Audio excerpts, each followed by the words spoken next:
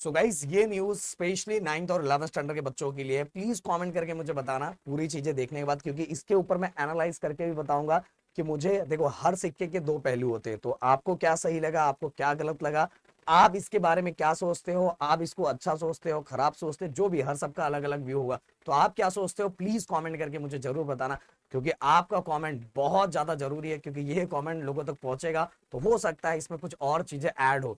तो चलो बात करते हैं नाइन्थ और हमारा जो 9th स्टैंडर्ड और 11th स्टैंडर्ड। ये जो 9th स्टैंडर्ड 11th स्टैंडर्ड के बच्चे हैं वो अगले साल 10th में जाएंगे और 12th में जाएंगे। अभी तक जो जिस तरह से प्लानिंग ये होती थी कि बच्चा साल भर पढ़ता था, साल भर पढ़ने के बाद लास्ट में वो एक बोर्ड एग्जाम देता था, और उस एग्जाम में जितने मार्क्स आते थे वो मार्क्स कंसीडर किया जाता था।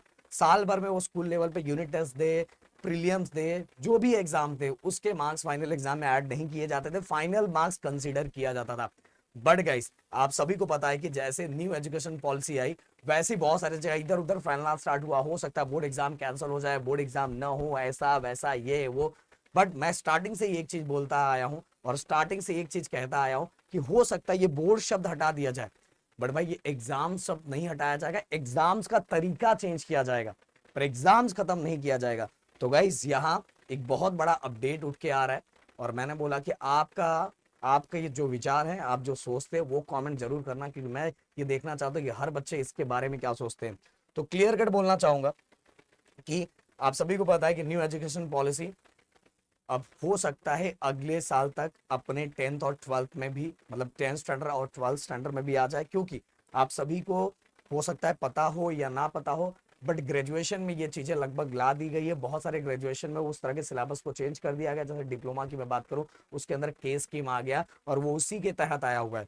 तो यहाँ अगर आप देखोगे तो सीबीएसई का एक न्यूज आया हुआ जो आपको बहुत ज्यादा फोकस करना है, बहुत ज्यादा फोकस करना है। सीबीएसई ने 24-25 मतलब अगले साल जो बच्चे 10th में जाने वाले और 12th में जाने वाले हैं, वहां जो बोर्ड एग्जाम होने वाला है वो बोर्ड एग्जाम को मल्टीपल टाइम एग्जाम में कंसिडर कर दिया गया। मतलब साल भर में दो एग्जाम्स, ओके, और साल भर में दो एग्जाम्स, और मल्टीपल, अभी दो एग्जाम भी उन्होंने बोला नहीं है, मल्टीपल एग्जाम बोला है। दो एग्जाम भी हो सकते हैं, तीन एग्जाम भी हो सकते हैं, या तो कुछ और ऑप्शन भी हो सकता है, पर जहां तक अभी चीजें उठ के आ रही तो दो एग्जाम वो रखेंगे। और दोनों एग्जाम्स में क्या होगा कि दोनों एग्जाम में से बच्चा जिसमें अच्छा स्कोर करेगा वो उस तरह से कंसीडर किया जाएगा, उस मार्क्स को कंसीडर किया जाएगा।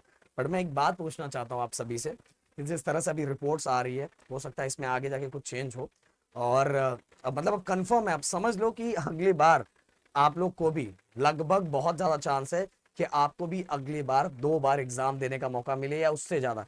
पर यहाँ जो ऑप्शन ये दिया गया है, जैसे मैंने बोला कि हर सिक्के के दो पहलू होते हैं, तो यहाँ ऑप्शन ये दिया गया कि जिसमें ज्यादा मार्क्स होगा वो कंसीडर किया जाएगा।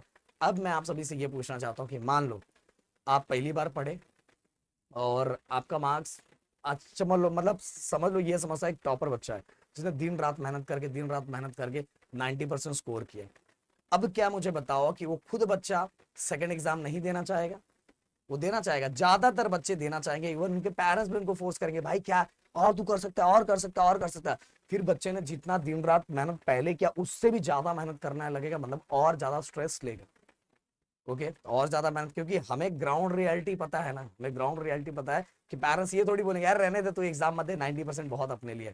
या तो अगर मान लो कोई बच्चा 30-35, मतलब 35 तो समझ लो खत्म ही है, फिर भी 45-50% निकालता है, तो उसको और टेंशन आएगा कि मैंने 3 महीने इतना पढ़ा था फिर भी यही परसेंट आया। तो अगली बार वो टेंशन में रहेगा कि मेरा परसेंट बढ़ेगा नहीं, और उस टेंशन में रह के और वो एग्जाम्स में मतलब और बैठने का ट्राई करेगा। तो क्या यहाँ स्ट्रेस कम हो रहा है कि बढ़ रहा है?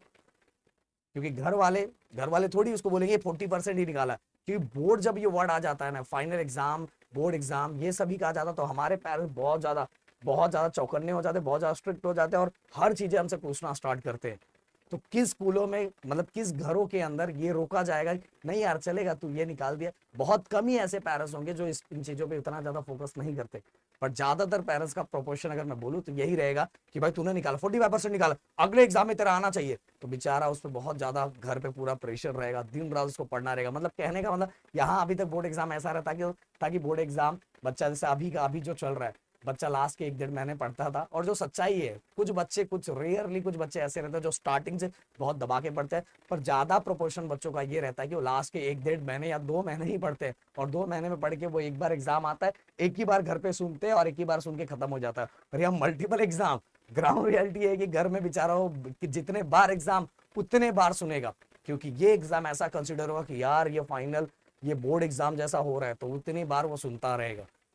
तो भाई ये अगले साल चेंज होने वाला है, इसलिए आपको समझाना चाहता हूं कि अभी से अपने आप को बदलना स्टार्ट करो। अभी जितने भी एग्जाम्स आपके आ रहे, यूनिट टेस्ट, फाइनल एग्जाम, सभी को बहुत सीरियस होके दो, क्योंकि अगर अभी से वो हैबिट चेंज करोगे, वो चीजें चेंज करना, पढ़ने का थोड़ा अंदर लाओगे, तो भाई क्या होगा, आपको आगे जाके प्रॉब्लम नहीं होगी। क्योंकि आगे जितने एग्जाम्स होंगे, हर एग्जाम्स हमारे घर वाइज बहुत इंपॉर्टेंट होगा। बोर्ड वाइज ऐसा है कि किसी एक में आया तो वो कंसिडर किया, पर हमारे घर वाइज भाई हर एग्जाम इंपॉर्टेंट है। वो थोड़ी बोलेंगे कि इसमें कम आ गया छोड़ दे, ऐसा नहीं है, नहीं है, नहीं है। समझ में, ये मैं बोल रहा हूँ, ये आप में से बहुत सारे बच्चे ये फील भी करते हैं, उनको पता भी है। ओके, तो आप इसके बारे में क्या सोचते हो, प्लीज कमेंट करके मुझे जरूर बताना। मिलते हैं नेक्स्ट वीडियो में। Thank you so much guys. जय हिंद एंड जय महाराष्ट्र दोस्तों।